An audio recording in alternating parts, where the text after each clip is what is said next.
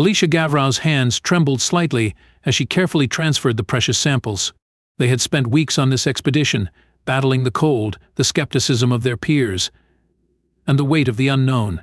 The samples in front of her weren't much to look at: fragments of burnt wood, blackened streaks in the soil, but to the scientific community they were priceless. The wait for the results felt endless. Alicia and her colleagues debated, theorized, and speculated in hushed excitement. But when the final carbon dating numbers appeared on the screen, the room fell silent. No one spoke. No one even breathed. It had to be a mistake.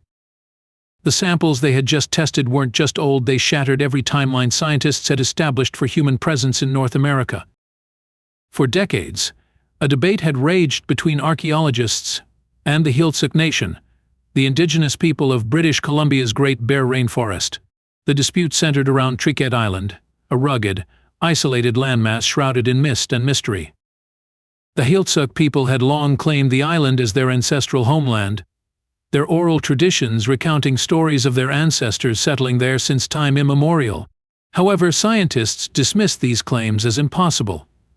The prevailing theory held that much of Canada had been locked under thick ice during the last ice age, making human habitation implausible.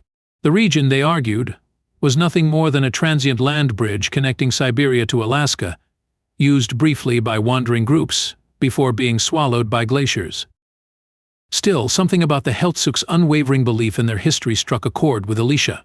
When the opportunity arose to excavate the area, she and a small group of researchers set off, determined to uncover the truth. Triquet Island was breathtaking, a sprawling, untouched wilderness, ancient cedars rising like sentinels over a rugged coastline. As the team set up their workstations, a sense of quiet reverence settled over them. If the Heiltsuk stories were true, they were about to step into history itself. They dug through layer after layer of earth, expecting nothing more than remnants of animal remains or rudimentary tools. Then, they found it. Deep beneath layers of soil and sediment, shielded from time and the elements, lay an ancient wood-burning hearth. The discovery alone was shocking enough evidence of human habitation in a time when ice should have covered the land. But there was more. As Alicia brushed the dirt away, her pulse quickened.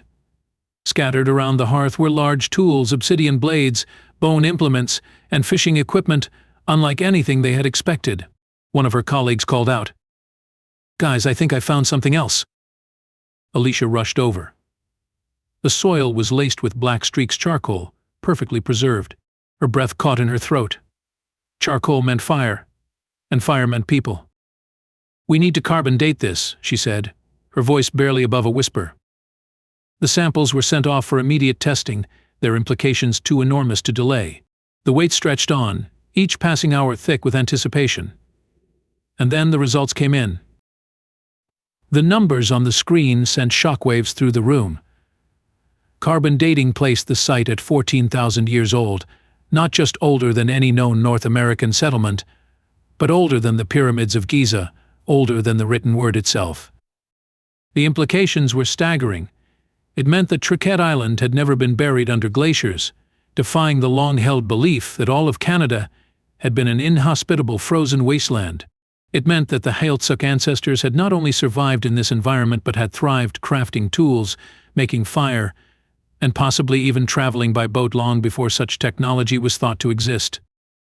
Instead of small, scattered bands of hunter-gatherers migrating across a land bridge, the evidence suggested a sophisticated maritime culture.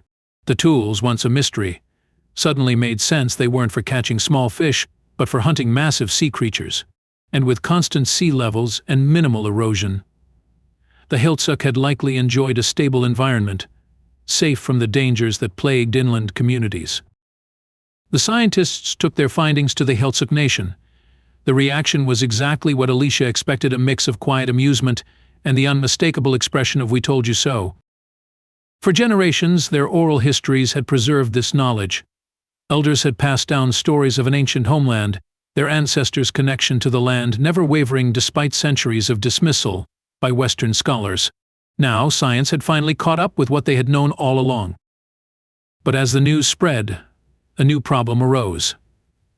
The world became fixated on the age of the site, the implications for human migration, and the rewriting of history. The Heiltsuk people, the very keepers of this knowledge, were being overshadowed in their own story. Alicia couldn't ignore the weight of responsibility pressing down on her. The archaeological community had spent years disregarding indigenous knowledge, and now, in their moment of vindication, the real focus was being lost. Instead of allowing the discovery to become just another scientific milestone, Alicia and her team fought to refocus the conversation. This wasn't just about rewriting history, it was about acknowledging the Heiltsuk people's unbroken connection to their land. The evidence wasn't just an archaeological marvel, it was the oldest land claim in the world. And this time the world was listening. For too long, Canada had been overlooked as a place of ancient wonders. But now, a single island off the coast of British Columbia had rewritten the story of human history. And at the heart of it all, the Heiltsuk people stood as living proof that history isn't just found in the ground, it's carried in the voices of those who remember.